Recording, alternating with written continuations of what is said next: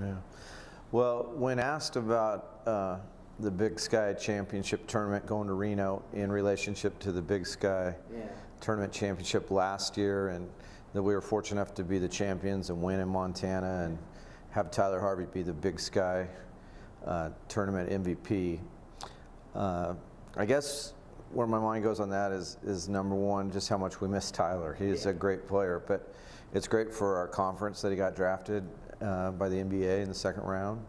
It's great for our program, but life's a lot different without him. I mean, knowing that you're going to have a guy that can go get you 25, 35 points in a game, and our guys are having to find an identity without him.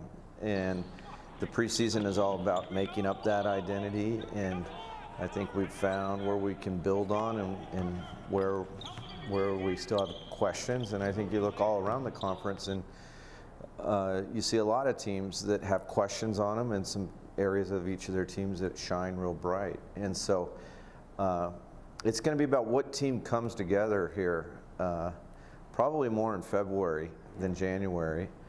And I think we're right there in with all those teams. But replacing a guy like Tyler is just a huge gap. Though we do have some guys who are out on the court who do have that conference tournament championship experience, that I think will also be a big, valuable plus for us in March. Wow, to go to the NCAA tournament. Well, first of all, one of the things is I just have tremendous respect for every coach in our conference because these are really hard jobs. We're not the schools that are paying other teams to come in and play us. We're taking our teams all around the country, and we're playing really, really good teams. Every job, every coach is having to do some fundraising and do some things to get resource because they love their players and want the best experience possible for them. And in many cases, a lot of our roster are guys that we were the only coach who offered them a Division I scholarship, and we saw something in those kids. And so my job's a lot like the 12 other, the 11 other head coaches. And so for me, it was a process because it was my fourth year as the head coach with our coaching staff. In going through that process of having to build every area of the program up and develop players, to have that Big Sky Championship Tournament trophy, it was just a very, very emotional moment because it culminated so much hard work. And then with time to reflect on it, the last 6 months, there's a lot of really good coaches that never got to take a team to the NCAA tournament, to the big dance. And that's a blessing that I'll hold with me my whole life, and really, really grateful to a lot of hard work by my coaching staff and my players. So we're all so proud of T. I mean, I love him. He's deserves everything that he's worked for. His work ethics, was, I guess, throughout the last 3 years or 4 years for him in the program, above everybody. And trying to follow his example is, that's where you want to get to. But I guess for us, as great, unbelievable, offensively as Tyler was, I don't think that's ever been our problem. And still, in this season, you're still, as far as numbers, I think as a team, we're still, most nights that 50, 40, 80, we're always around there. 3-point shooting, I don't think suffered too much. And then, obviously, our 2-point percentage is among, the top in the nation. But for us, the biggest difference with Ty leaving, with Drew leaving, OG, everyone, Parker, the biggest difference was not having that same chemistry, especially on defense. That's where it's showed its ugly head the most. Whereas last year we were able to come in, it was the same group of guys as the year before, and this was our time to prove everything, show that we can hang with the likes of the Indianas, the Georgetowns, all those big games, SMU, everything like that. We were so excited for because, that's all the hard work we've put in the year before was our time to show, just what we can do.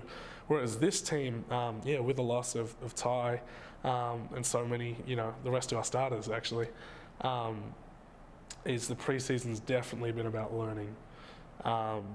So it's been tough to slip from the culture and the level that we're at, But it's all about just being patient and recognizing that we do still have the talent to do amazing things.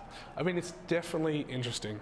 You know, especially in the Big Sky, you've seen, you know, people who are at the bottom, middle, and top beating some, you know, crazy good teams.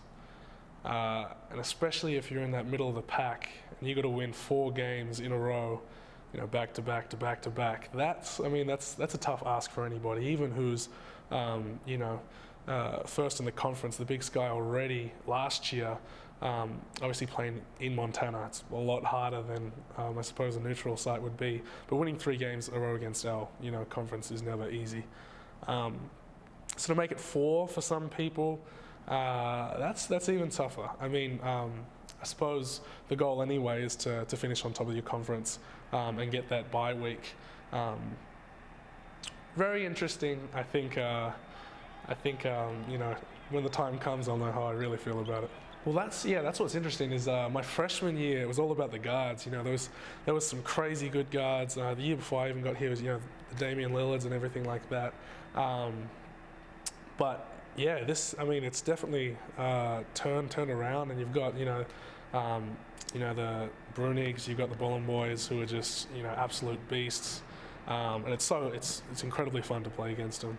And I think it's very rare in college basketball that you see big guys, because it is such a guard-dominated, I guess, you know, competition, that you don't really see guys who are mobile, who can shoot, who are strong, who can, you know, do everything on the floor, as well as some of those guys can at those positions. So, you know, whenever you get the chance to match up against, you know, some of the best, it's definitely, you know, a challenge you want to relish. So for us, I think we've made this last road trip has opened our eyes tremendously. You know, we've learned a lot from being on the road, you know, 16 of the past 20 days. It's definitely, you know, very hard when you don't have the home crowd behind you, and especially when you're playing in empty gyms. It really shows you who's talking, who's not, who's giving energy to the team, who's not. Because when you've got that home crowd, it's always easier because you can feed off that. But I mean, like you said, Reno, that's a neutral environment. Hopefully you've got enough fans to make it, you know, lively for you. But especially away games, that's been our biggest learning point, is the effort and energy required on the road, and the focus and the heart has to be, you know, multiplied tenfold. Otherwise, you're not going to be successful. And I think that's the biggest thing we've learnt. We're definitely switching up our, you know, defense a little bit. But most of that, you know, we've definitely locked teams up for 5 minutes, 8 minutes at a time, and then just collapsed like that because the focus, the heart, the energy does slip a little bit. Especially playing on the road, and you know you have to play all 40 minutes. So I guess, yeah, that's the big one. It's all up here.